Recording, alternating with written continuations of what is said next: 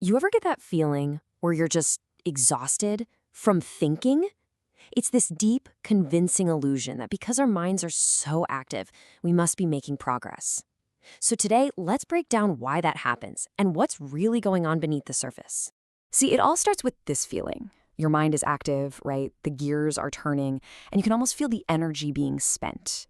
And because it feels like work, because something is so clearly moving up there, we just instinctively assume we're moving forward.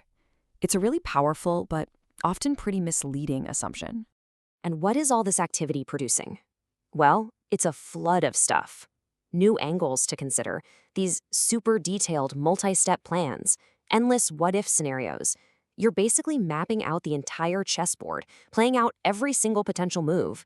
It's this internal storm of creativity and strategy, and boy, does it feel incredibly important. And this is the core of the whole deception. Our minds are kind of wired to equate movement with progress. When a car's wheels are spinning, you assume it's going somewhere, right? Well, it's the same thing with our thoughts. All those moving parts create this powerful impression that something in our life is actually changing as a result. Okay, but this is the moment where we need to just pause and pull back the curtain. Because that feeling of progress, that impression of change, it can be deeply misleading. We have to separate the feeling from the reality, and that means making a couple of very, very sharp distinctions. Let's just let that sink in for a second. Movement is not the same as direction. Think about a hamster on a wheel. There is a tremendous amount of movement, a lot of energy being spent, but it isn't actually going anywhere.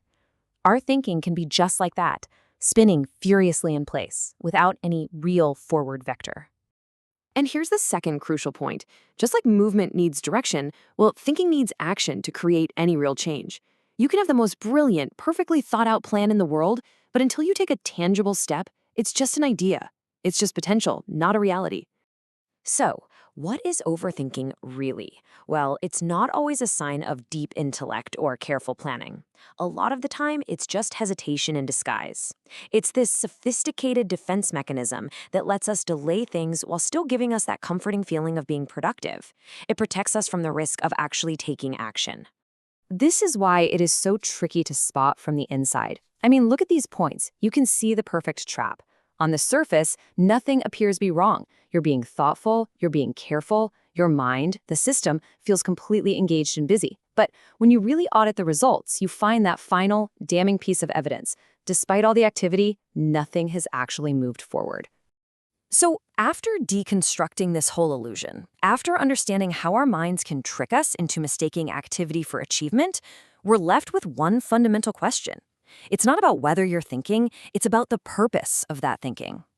This is the question to ask yourself.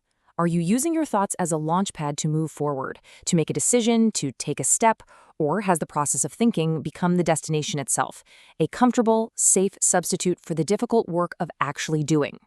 Are you thinking to move forward or thinking to avoid moving at all? Thank you for joining us for this explainer.